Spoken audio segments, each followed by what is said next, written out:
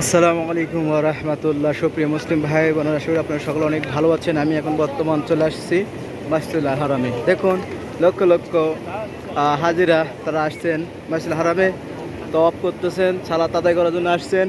দেখুন 3 নম্বর হাম্মাম এটা, মাশাআল্লাহ।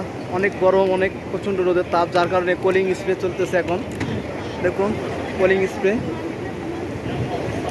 তারপরও গরম শেষ হচ্ছে না, এতটাই পরিমাণ গরম। গতকাল হালকা বৃষ্টি হয়েছে, বৃষ্টি হওয়ার পরে আরও বেশি গরম হয়ে গেছে, পরিবেশটা আরও বেশি গরম হয়েছে, ঘাপসি গরম ধরে গেছে। তো আমার পেজে, আমার চ্যানেলে যারা নতুন তারা অবশ্যই আমার চ্যানেলটি সাবস্ক্রাইব করবেন, পাশে থাকবেন, আমার লাইক কমেন্ট এবং শেয়ার করবেন। নতুন নতুন ভিডিও পেতে পারে অবশ্যই বেল আইকনটি চাপ দিয়ে রাখুন। দেখুন হাজিরা ছাতা ব্যবহার করতেছে, এখন বাজে 3টা, তারপরও রোদের প্রচণ্ড তাপ, তাকানো যাচ্ছে না। হাজিরা ছাতা ব্যবহার করতেছেন।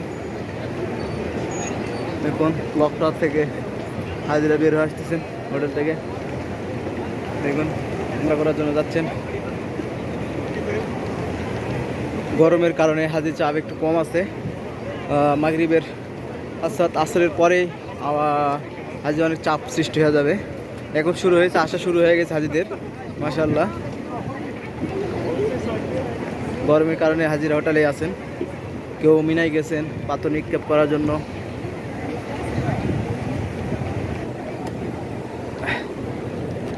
শুকরান।